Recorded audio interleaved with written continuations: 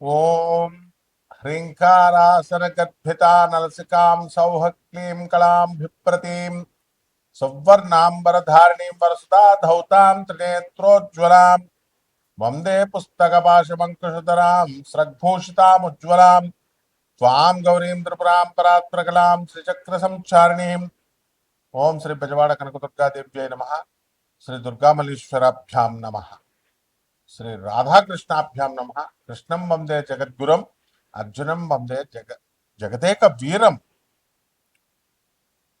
మనకి గరుడ పురాణం చెప్తుందండి. మొత్తం 28 పనిష్మెంట్స్ ఉన్నాయి. మనకున్న రాసులు 12 రాసులు, నక్షత్రాలు 27. 27 నక్షత్రాల్లో మనందరం కూడా పుడతాం. ఒక్కొక్క నక్షత్రానికి 4 పాదాలు. 27 నాలుగులు 108. మొత్తం 108లో ఈ అచంచలమైనటువంటి అనంతమైనటువంటి కోటాను కోట్ల మంది జనాలందరినీ కూడా సృష్టించారు, కేటగరైజ్ చేశారు. వాళ్ళు అమెరికాలో ఉండొచ్చు, ఆస్ట్రేలియాలో ఉండొచ్చు, ఇండియాలో ఉండొచ్చు, చిన్న పల్లెటూరు అమలాపురంలో ఉండొచ్చు, మాది రాజమండ్రిలో ఉండొచ్చు. అయితే వీళ్ళందరికీ కూడా ఒక లా ఆఫ్ క్రియేషన్, ఈ సృష్టికి మనకి ఒక లా ఉంది. ఎలాగైతే మనందరం కూడా ఇప్పుడు ట్రిపుల్స్ వెళ్తే మనల్ని ఎలాగైతే పోలీసులు పట్టుకుంటారో, ఆ విధంగా పెనాల్టీ వేస్తారో, ఆ విధంగా కొన్ని శిక్షలు మనం చేసేటటువంటి లా ఆఫ్ క్రియేషన్ వ్యతిరేకంగా వెళితే మనకి ఈ యొక్క శిక్షలు ఉంటాయని చెప్పేసి గరుడ పురాణం చెప్తోంది. ఇది శాస్త్ర వచనం, ఇది నా సొంత కవిత్వాలు కాదు. నేను సాక్షాత్తు శ్రీ మహావిష్ణువు గరుత్మంతుడు వారికి చెప్పారు. యమధర్మరాజు వారు ఏ ఏ శిక్షలు వేస్తారు అనేటటువంటిది చెప్పారు. ఎన్ని శిక్షలు ఉన్నాయో తెలుసా అండి మీకు? 28 శిక్షలు ఉన్నాయి.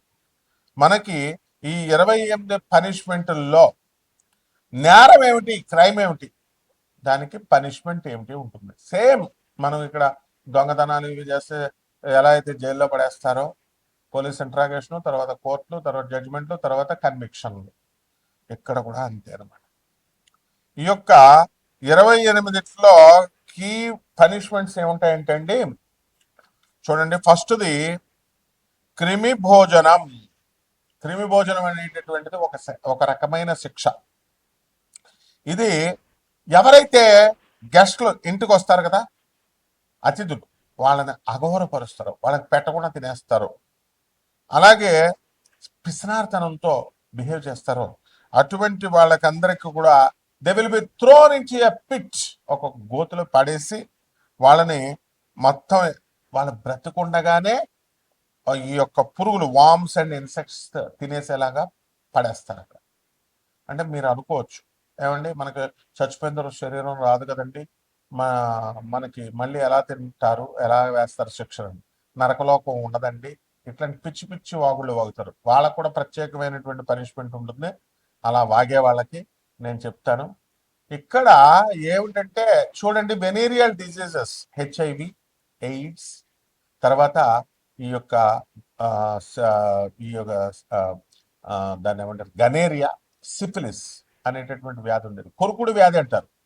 అక్కడ ఎవరైతే కామాంధుడై స్త్రీల దగ్గరికి, వేశ్యల దగ్గరికి వెళ్తాడో వాడికి కొరుకుడు వ్యాధుడు వచ్చి వాడి యొక్క పురుషాంగం దగ్గర మొత్తం కొరుకుడు కొరిచేస్తారు, దాన్ని కట్ చేసి అవతల పడేస్తారు వెనీరియల్ డాక్టర్స్.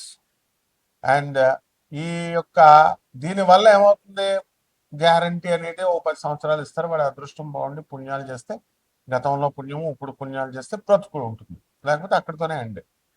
సో ఇది జరగట్లేదా భూలోకంలో? సో నెక్స్ట్ వన్, రెండవది వచ్చేసరికి కుంభీ పాకం. ఇది వీళ్ళని ఏం చేస్తారంటే they will B fired in oil, ఆయిల్లో వేపేస్తారు. అంటే వీళ్ళు ఏంటండి శిక్ష అంటే ఫ్యామిలీస్ని డిస్ట్రాయ్ చేస్తారు. చాలా మంది చూడండి, ముసలి వాళ్ళని టార్గెట్గా చేసుకుని వాళ్ళు భార్యాభర్తల మీద చాడీలు చెప్పడము, అత్త కోడల మధ్య చాడీలు చెప్పడము, ఇలా కుటుంబాలను విడదీసేస్తారు. ఇటువంటి వాళ్ళకి వీళ్ళందరినీ కూడా ఆయిల్లో వేసి రోస్ట్ చేసేస్తారు, బాయిలింగ్ ఆయిల్లో. ఇది జరగట్లేదు అంటే వైన్ షాపుల పక్కకి వెళ్ళండి, చేపల నాటిని చూడండి, చికెన్లు మీరు తింటా ఉంటారు కదా, రోస్టింగ్ చేసేస్తారనమాట ఫిష్ని, వాటిని. అంటే ఆ జన్మనిచ్చి ఎలాగైతే భూలోకంలో ఉంటుందో అక్కడ నరకలోకంలో ఉంటుంది. కాబట్టి నరకం లేదండి ఇది అవన్నీ సొల్లు కబుర్లు చెప్పొద్దు. అలాగే ఎవరైతే తంసీస్ తమిశ్రం తమిశ్రం అనేటటువంటిది అంటే డార్క్నెస్, చీకట్లో, అంధకారంలో పడేస్తారు. వీళ్ళు ఎవరంటే మోసగాళ్ళు, బిట్రేయర్స్. ఎవరైతే మోసాలు చేస్తారో నమ్మినటువంటి వాళ్ళని, ఎవరైతే పుస్టీల థైడ్ విప్డ్ రెలెంట్లెస్లీ, ఎవరైతే దొంగతనాలు ఇవన్నీ కూడా మోసాలు, ముఖ్యంగా మోసాలు చేసేటటువంటి వాళ్ళని ఈ యొక్క తమిశ్రంలో చేస్తారు. అలాగే ఇంకొక శుచి ముఖం, శుచిముఖం అనేటటువంటి శిక్ష ఉంటుంది. దీన్ని నీడిల్ మౌత్ అంటారు. అంటే గుండుసూదులతో గుచ్చేస్తారనమాట. ఇక్కడ ఎవరైతే ఇతరుల యొక్క ధనాన్ని దొంగిలించి ఫ్రాడ్, మోసాలు, ఇప్పుడు చూడండి 200 కోట్లు, 300 కోట్లు, 1000 కోట్లు, విజయ్ మాలవ్య కొన్ని లక్షల కోట్లు, ఇట్లా ఇవన్నీ వింటూ ఉంటాం కదా మనం. అలాంటి వాళ్ళందరినీ, ఆ ఫ్రాడ్ వాళ్ళందరినీ కంటిన్యూస్లీ పిక్డ్ విత్ నీడిల్స్ గుచ్చి పడేస్తారు. మీకు డౌట్ రావచ్చు, పోలీస్ డిపార్ట్మెంట్లో 3rd డిగ్రీ ఉంటుంది. అది ఇంతకుముందు ఇంకా ఎక్కువ ఉండేది. ఇప్పుడు ఏంటంటే ఫ్రెండ్లీ పోలీసింగ్ వచ్చింది కాబట్టి అక్కడ సూదులతో గుచ్చేటి రకరకాల, వాళ్ళు మనుషులే కదా.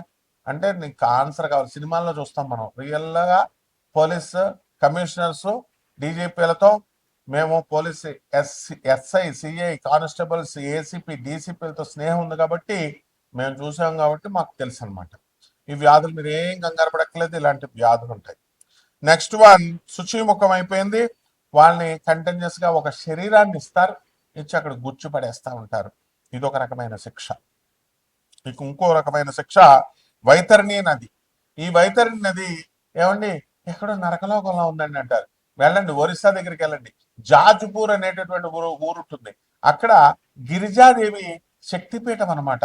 108 శక్తిపీఠాల్లో 54 శక్తిపీఠాలు ఇలా మనకు ఉంటాయి. అష్టాదశ శక్తిపీఠాలే కాదు, అక్కడ గిరిజాదేవి ఉంటుంది. ఆ గిరిజా అమ్మవారు పార్వతీదేవి అవతారం. అక్కడ పక్కనే వైతరణి నది ప్రవహిస్తుంది. మనకి గంగా, యమున, గోదావరి అలాగో. అక్కడ ఆ నది ఏం చేస్తుందంటే అండి, ఈ యమభటులు తీసుకెళ్లేటటువంటి ఈ నదిలో మనకి బ్లడ్ ఉంటుంది. అది చెడు రక్తంతో కూడుకున్నటువంటిది. పస్ అంటే చీముతో కూడుకొని ఉంటుంది. అండ్ ఫిల్తీ లాంగ్వేజ్ అంటాం చూసారు, అంత అసహ్యకరంగా ఉంటుంది. వాటిల్లో నుంచి వీళ్ళు ఏం చేస్తారంటే మాన్స్ట్రస్ ఆక్వాటిక్ క్రీచర్స్ ఉంటాయి. అంటే తిమింగలాలు, ఈ యొక్క మనం షార్క్స్ ఇవన్నీ ఉంటాయండి, సముద్రంలో చూస్తాం కదా. అంతకంటే క్రొకడైల్స్, అంతకంటే భయంకరమైనటువంటి నీటి జీవాలు ఉంటాయి. వాటిలో అవి ఏం చేస్తాయంటే అవన్నీ క్రాస్ చేయాలా, చాలా కొరికి పడేస్తా ఉంటాయి మధ్యలో. అది ఇంటెన్స్ పెయిన్ తో ఉంటుంది. నెక్స్ట్ వన్ వైతరణి రివర్ అయిన తర్వాత కాలసూత్రం.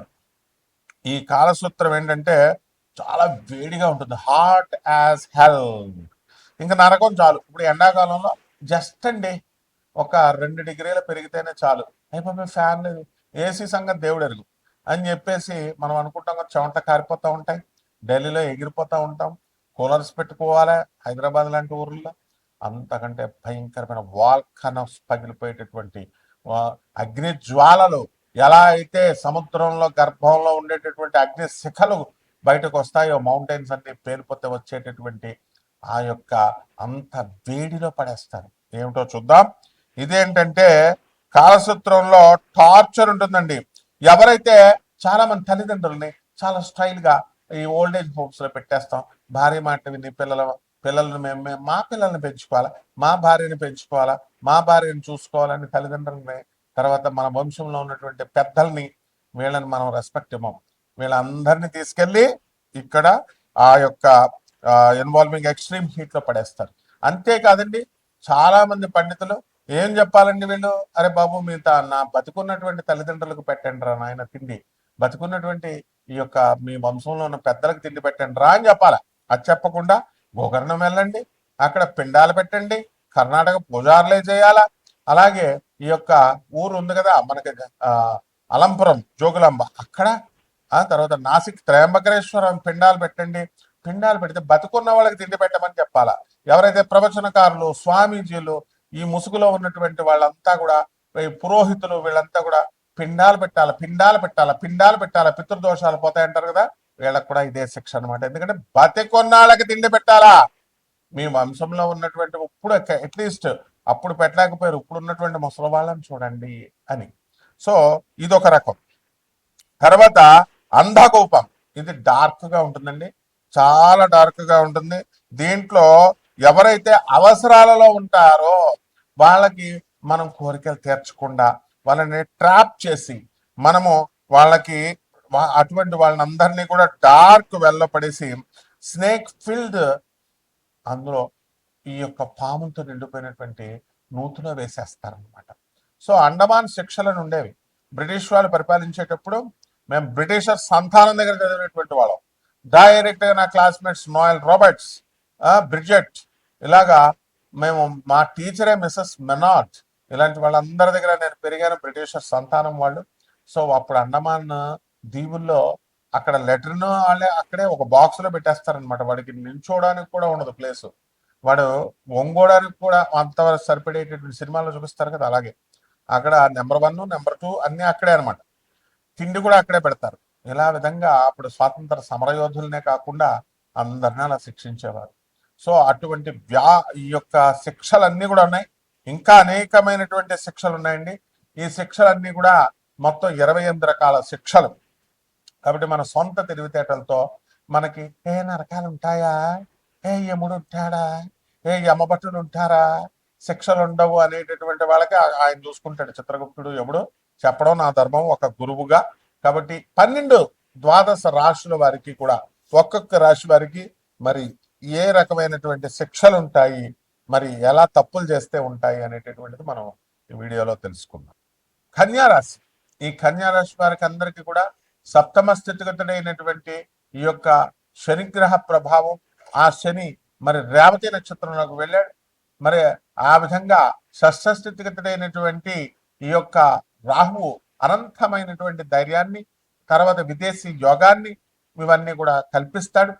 ఆ విధంగా ఈ యొక్క అష్టమ స్థితిగతుడైనటువంటి కుజగ్రహ ప్రభావం వలన కాస్త మీకు యుద్ధాలు జరగడానికి, యాక్సిడెంట్లు జరగడానికి అవకాశాలు ఉన్నాయి.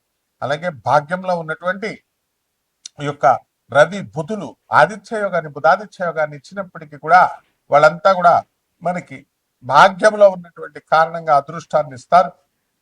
ప్రభుత్వం నుంచి అనేకమైనటువంటి సంపదల్ని, అనేకమైనటువంటి సబ్సిడీస్ ని మీరు పొందగలుగుతారు. అదేవిధంగా లాభంలో ఉన్నటువంటి గురు శుక్ర బుధుడు మే 29, 2026 సంవత్సరం నుంచి రావడం జరుగుతుంది. కాబట్టి వీళ్ళంతా కూడా స్త్రీల వలన ఉపయోగాలు మరి ఇవన్నీ కూడా మీకు జరుగుతాయి. దూరంగా అడవుల్లో వేసేసిన సంపాదించుకోగలుగుతారు. ఇవన్నీ బాగున్నాయి. కానీ మనము ఇది టాపిక్ గరుడ పురాణం కాబట్టి మనం ఈ రాశిలో వాళ్ళు ఎవరైనా కనుక ఈ తప్పులు చేసినట్లయితే తప్పకుండా వాళ్ళకి ఏ విధమైనటువంటి కన్విక్షన్ ఇవ్వబడుతుంది, పనిష్మెంట్ ఇవ్వబడుతుంది అనేటటువంటిది మనం చెప్తున్నాం. ఇక్కడ క్రైమ్ ఏంటంటే డిస్రెస్పెక్టింగ్, ఇతరులని మనం గౌరవించం, టార్చర్ చేస్తాం, and putting elders and parents in starvation. తల్లిదండ్రులకు తిండి పెట్టరు, ముసలి వాళ్ళకి తిండి పెట్టరు, స్టార్వింగ్ రిలేటివ్స్ ని అందరినీ కూడా. సో అటువంటి వాళ్ళందరికీ పనిష్మెంట్ పెనాలిటీ ఏంటంటే sinners are made to run around in unbearable heat. అక్కడ విపరీతమైనటువంటి వాల్కనాస్ నుంచి వచ్చినటువంటి విపరీతమైనటువంటి వేడి ఉంటుంది. ఆ వేడి చుట్టూ తిరగమంటారనమాట. And drop down exhaust from time to time. మధ్యలో మీకు ఎగ్జాస్ట్ అయిపోతా ఉంటారు టైం టు టైం. అండ్ అలాంటి ట్రీట్మెంట్ అంతా కూడా మీరు మీ ఆకలి బాధతో జఠరాగ్నిని ఏ విధంగా అయితే మీ తల్లిదండ్రులకి, మీ ముసలి వాళ్ళకి కల్పించారో అటువంటి వాళ్ళకి ఆ యొక్క జఠరాగ్నిని మీలో కల్పిస్తాడు అనమాట. ఇది యముడు వేసే శిక్ష. దీనికి విష్ణువు కూడా కలగజేసుకోడు. నేను శివభక్తుడినండి, నేను శివుడికి అభిషేకాలు చేస్తున్నానండి, పంతులు గారికి డబ్బులు ఇచ్చంటే అక్కడ యముడి దగ్గర శివుడు కూడా నోరెత్తాడు. బికాస్ ఇదేంటంటే ఈ యొక్క పవర్, డీసెంట్రలైజేషన్ ఆఫ్ పవర్ అంటారు దీన్ని. బ్రహ్మ విష్ణు మహేశ్వరులు they never intervene into the powers of Yama which were given by themselves. వాళ్ళు ఇచ్చినటువంటి పవర్స్ ని, కానీ వాళ్ళ ఇంటర్వ్యూ మధ్యలోకి రారు. కాబట్టి మీకు మళ్ళీ మీరే తప్పించుకోండి. కాబట్టి దీనికి ఏం చేయాలా? పేద పరాళ్ళకి చేయండి సాయం, అనాథలకు చేయండి, వికలాంగులకు చేయండి, సాధువులకి చేయండి. మీ ఇంట్లో తల్లిదండ్రులకి మీరు చేసుకోండి రా నాయన ముసలాళ్ళకని చెప్తున్నాం అంతే. అండ్ ఇందులో బాధపడవలసిన అవసరం లేదు. మరి హార్ష్ గానే ఉంటది. యముడిని ఎవరైనా పూజ చేస్తారా? మీరు విష్ణుమూర్తికి, శివుడికి, బ్రహ్మకి, లక్ష్మీదేవికి అందరికి పూజ చేస్తారు. యముడికి చేస్తారా చెప్పండి? శనికి చేస్తారా? ఎందుకంటే కఠినంగా చెప్తారు. అసలు రక్షించేది యముడు, మీకు శనీశ్వరుడే. యమాగ్రజం శని మరి యముడికి ఆ యముడు అగ్రజుడు ఆయన. సో దీని నుంచి తప్పించుకోండి. దీనికోసం ఈ యొక్క కన్యా రాశి వారికి చక్కగా మీరు శని జపం చేసుకోండి. శని అసలే రేవతి నక్షత్రంలోకి వచ్చాడు. బుద్ధి బలం పెరిగిపోయింది మీకు. శని జపం చేయండి, శని స్తోత్రాలు చదవండి, శనికి కిలో పావు నల్ల నువ్వుల్ని నల్లని వస్త్రాలు ఇచ్చి పేద బ్రాహ్మణులకి శనివారం నాడు ఉదయం 8 గంటలకు దానం చేసుకోండి. అలాగే రావి చెట్టు కానీ జమ్మ చెట్టు కానీ నీళ్లు పోసి ప్రదక్షిణాలు చేసుకోండి. ఓం శనేశ్వరాయ నమః, ఓం యమాయ నమః అంటూ బ్రహ్మాండంగా ఉంటుంది. శుభమస్తు.